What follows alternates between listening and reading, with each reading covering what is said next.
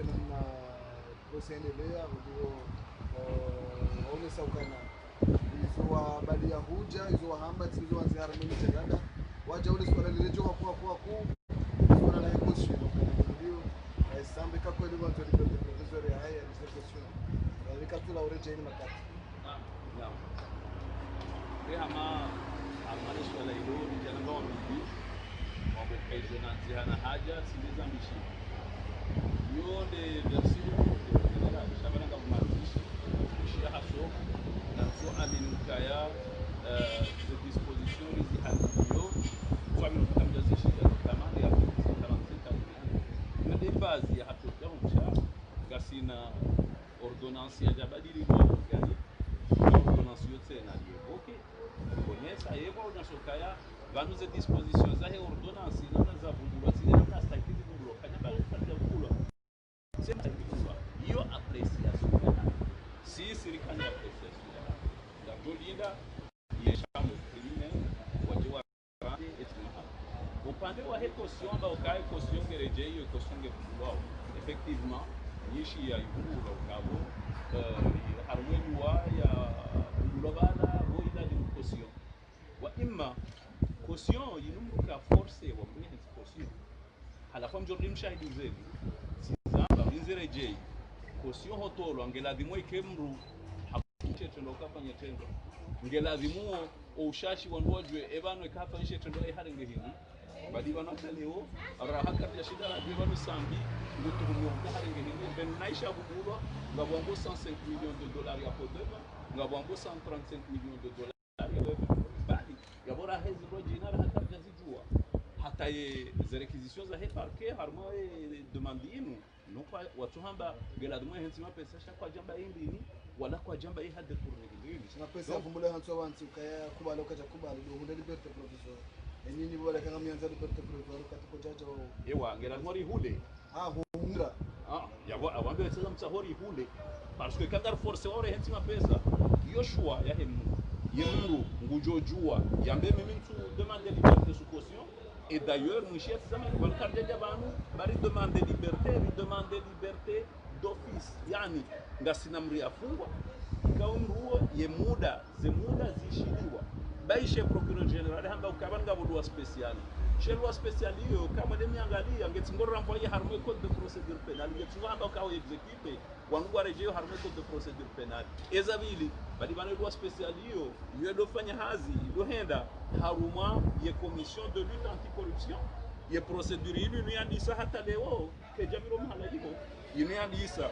enquête préliminaire yani kwa brigade de recherche iroha abo ijaha juge d'instruction ngasi ko hari abo ye commission de lutte contre la corruption yetoro ye commission ngejo tolo sharia shimula ni dono ye commission ile akola ni sharia yawe nyinyene mbrende fanyile fikra mahakama kwa lazima rume sharia kayati ya tola 2016 sambi ha poursuivre en 2017 et awe sharia joko rume shihaje kawo la juge ala de rume sharia kati na hunu kabajatola kirtasi amba uke sharia shilaba nga shilo rume na juge wanu wa droit commun haukamona nsihu rakorengaze compétences za cour constitutionnelle ziba un cour suprême batola kirtasi yamba ukarangule ze furso za cour constitutionnelle irizinika chambre iliyo cour suprême yinu kabajatola fursa uke sharia shiru kashjoloru milani walukadha na shida sharia maksus shani kwa wandu maksus kwa wandu wanikuwasho wazima amade bismillah bara yabo sharia shiru kwa katije halafu ndudima nyezeni sharia shiru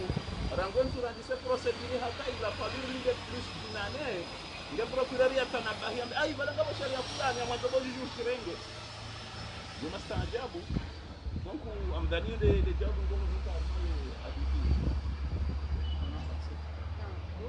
en français. Alors le ministère public estime que la Cour ne peut pas statuer dans les moyens qui n'ont pas été relevés dans votre mémoire. Donc il estime que ce que vous avez dit aujourd'hui n'a pas été relevé dans votre mémoire. Donc quelle est selon vous votre position? Madame, vous avez été présente au cours de l'audience. Je crois que vous avez suivi également mon intervention. Il me semble, sauf erreur de ma part, que les dispositions à la base du pourvoi en cassation que j'ai formé ont été reprises dans mon mémoire ampliative. Maintenant, le parquet général avait le droit, dans ses observations, de dire ce qu'il pensait. Il l'a dit. Néanmoins, je ne peux pas vous les communiquer, mais je suis persuadé que vous avez entendu la lecture qu'il a faite de mon mémoire ampliatif et vous verrez que les dispositions que j'ai invoquées dans le mémoire étaient celles reprises dans mon intervention. En tout cas, c'est ce que je pense. Maintenant, il a fait une observation à la chambre criminelle d'en décider. Alors, concernant toujours le cas Sandy, le ministère public estime aussi, juge que les personnes publiques qui sont reprochées d'avoir dérobé plus de 200 000 francs ou 200 000 francs ne peuvent pas être libérées sans déposer une caution. Vous avez parlé de personnes publiques ou investies de mandats publics qui auraient dérobé. Mais jusqu'à présent, où est-il passé la présomption d'innocence? Si on estime que ça a dérobé, on ne nous apporte pas la preuve de ce manquement. Mais on continue à dire, mais il a dérobé.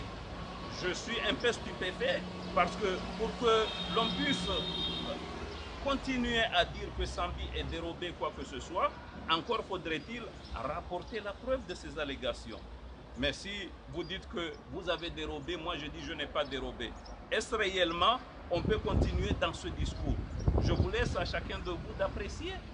C'est aussi simple que cela. Pour que les citoyens comprennent, les profanes comprennent, il n'est pas encore question de caution. Vous ne pouvez pas... Écoutez, on n'a jamais décidé de demander une liberté sous caution. Et d'ailleurs, si nous sommes ici, nous avons formulé une demande de mise en liberté d'office. La caution, c'est un acte voulu par une personne mise en examen. Sambi, jusqu'à présent, n'a jamais décidé de formuler une demande sous caution. Pour répondre à la question, je peux vous dire qu'elle n'est toujours pas d'actualité. Je vous remercie.